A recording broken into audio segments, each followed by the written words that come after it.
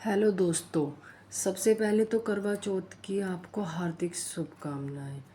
आज हम आपको सुनाने जा रहे हैं करवा चौथ की कथा। एक साहूकार के 7 लड़के और एक लड़की थी। साहूकार के बेटे अपनी बहन से बहुत प्यार करते थे। साहूकारनी के साथ उसकी बहू और बेटी ने चौथ का व्रत रखा था। चौथ का व्रत में चांद देखकर ही व्रत खोलते हैं। रात को जब साहूकार के लड़के भोजन करने लगे तो उन्होंने अपनी बहन से भोजन के लिए कहा। इस पर बहन ने बताया कि उसका आज करवा चौथ का व्रत है और वह खाना चंद्रमा को अर्घ्य देकर ही व्रत खोल सकती है और कुछ खा सकती है। सबसे छोटे भाई को अपनी बहन की हालत देखी नहीं गई और वह दूर पेड़ पर एक दीपक जलाकर छलनी की ओट में रख देता है। दूर से बहन को दिखाता है। छलनी की ओट में रखा दीपक चांद की तरह लगता है। ऐसे में वो ऐसा लगता है जैसे चतुर्थी का चांद हो।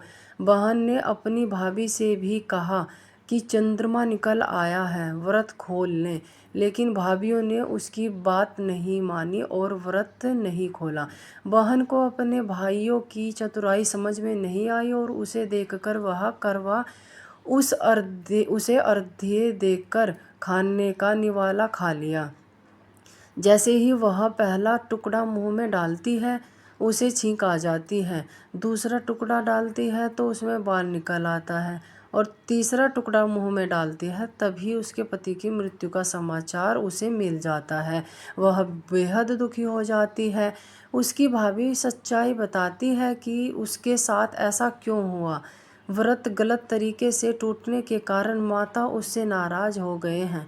इस पर वह निश्चय करती है कि वह अपने पति का अंतिम संस्कार नहीं करेगी और अपने सतीत्व से उन्हें पुनर्जीवन दिलाकर रहेगी।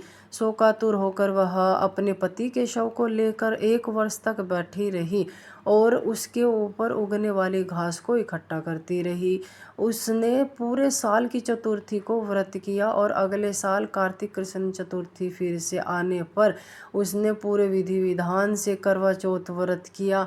शाम को सुहागिनों से अनुरोध करती है कि यम सुई ले लो, प्रिय सुई दे दो, मुझे भी अपनी जैसी सुहागिन बना दो। जिसके फलस्वरूप करवा माता और गणेश जी के आशीर्वाद से उसका पति पुनर्जीवित हो गया और जैसे गणपति और करवा माता ने उसकी सुनी वैसे सभी की सुने, सभी का सुहाग अमर हो।